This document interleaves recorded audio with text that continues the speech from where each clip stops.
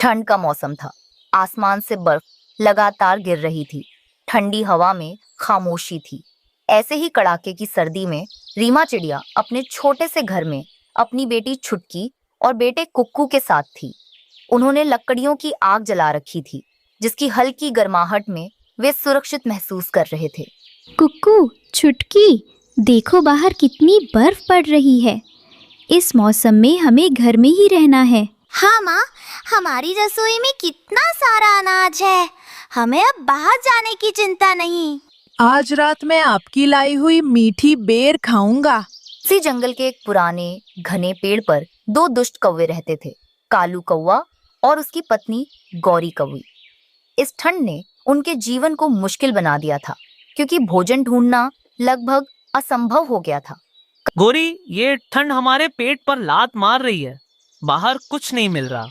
हमने जो जमा किया था वो भी खत्म होने वाला है। हम मेहनत क्यों करें? इस जंगल में और भी बहुत सारे पक्षी हैं जिन्होंने बहुत कुछ जमा किया है। हमें बस थोड़ा दिमाग लगाना होगा।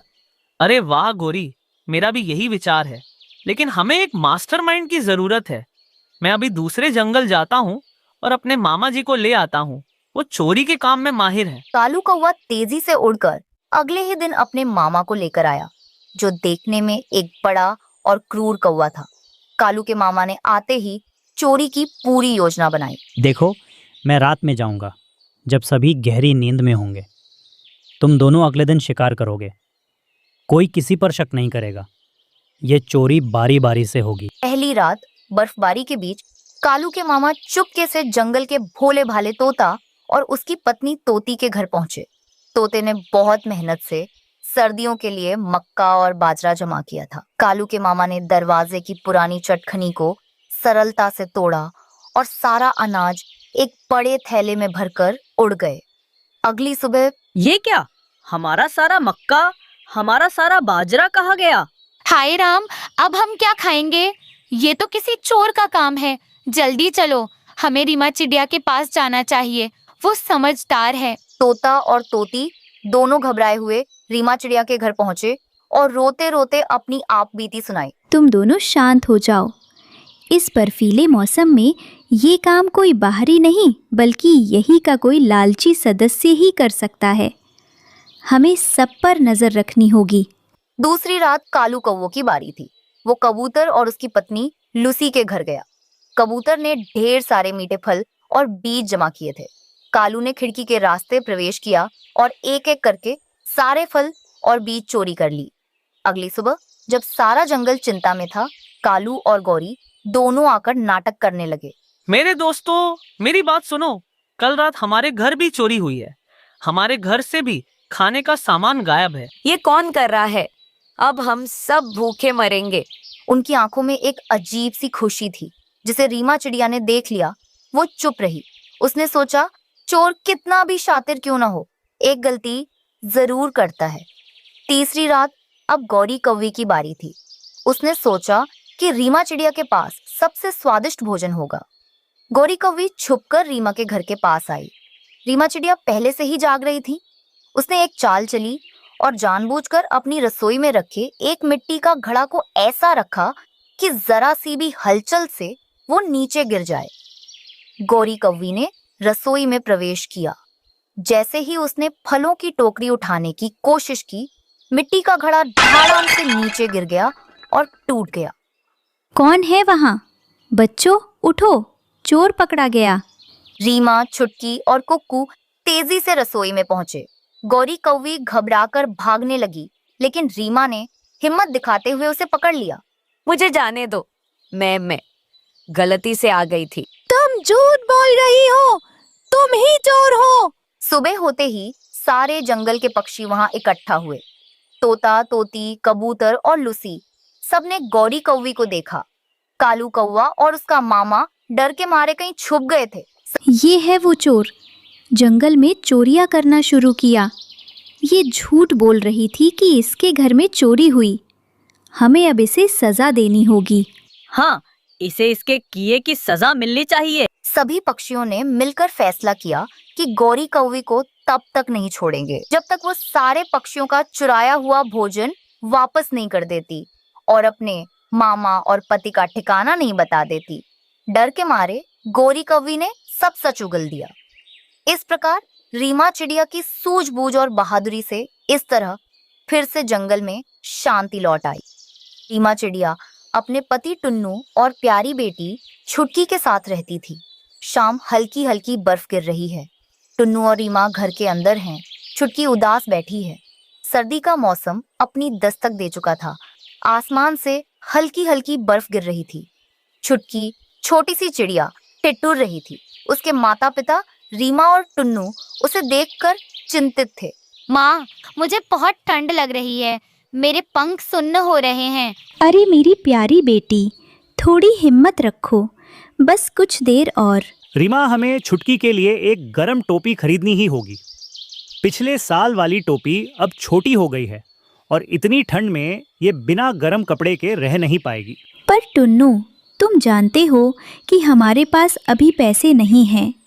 राशन बड़ी मुश्किल से जुटाया है। मैं चील मालकिन से बात करूंगा। मैं उनके लिए इतनी मेहनत से लकड़ियां काटता हूँ।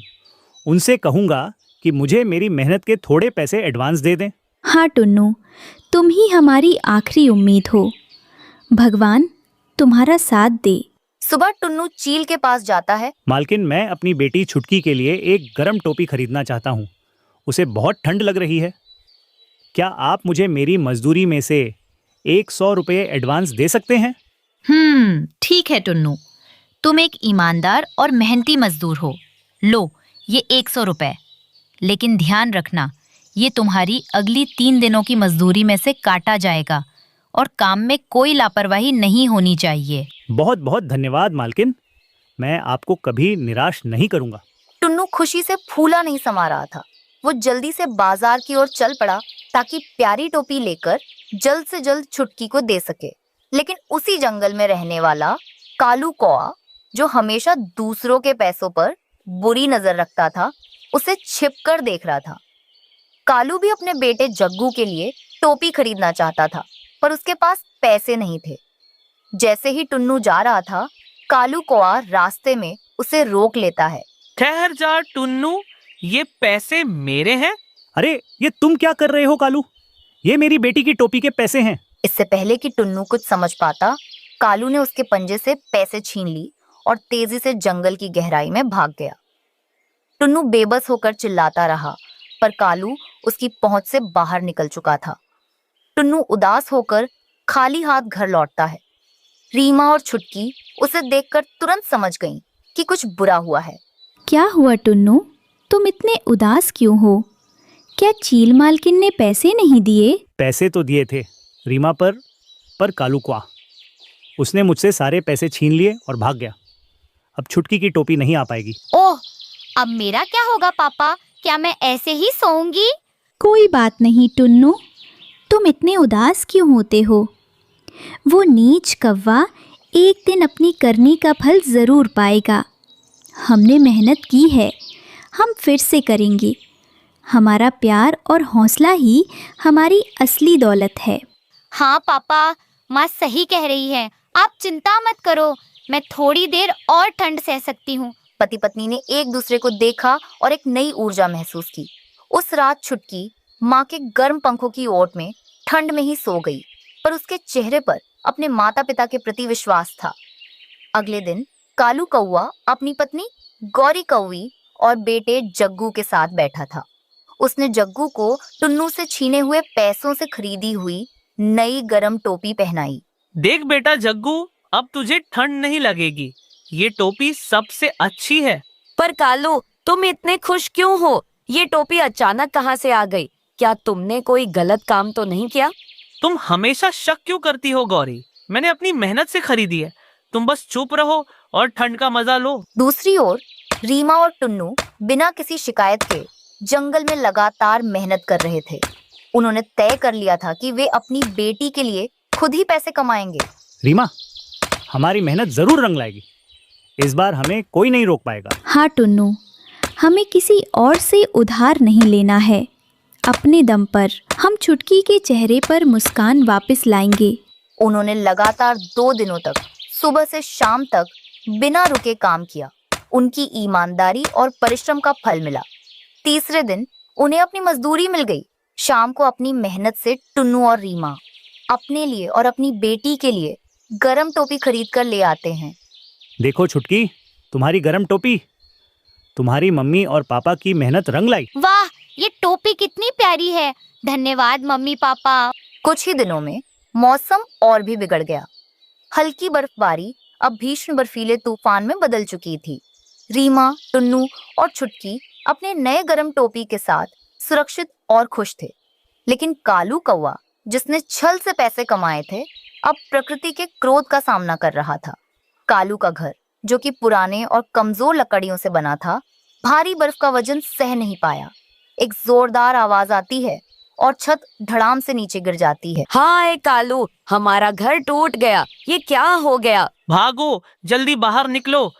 कालू, गौरी और जग्गू अपनी गर्म टोपी के साथ, लेकिन बिना छत के, कपकपाती ठंड में एक बड़े पेड़ के नीचे बैठ गए। कालू अब पूरी तरह से टूट चुका था। उसे अपने किए पर बहुत पछतावा हो रहा था। मैंने टुन्नू के साथ बहुत बुरा किया। ये उसी पाप की सजा है। मेरी एक गलती की वजह से मेरे परिवार को भी सजा मिल रही है। टुन्नू और रीमा ने दूर से कालू के टूटे हुए घर को देखा। देखो टुन्नू, कुदरत ने अपना न्याय कर दिया। झूठ और बेईमानी का महल कभी टिक नहीं पाता। हाँ रीमा,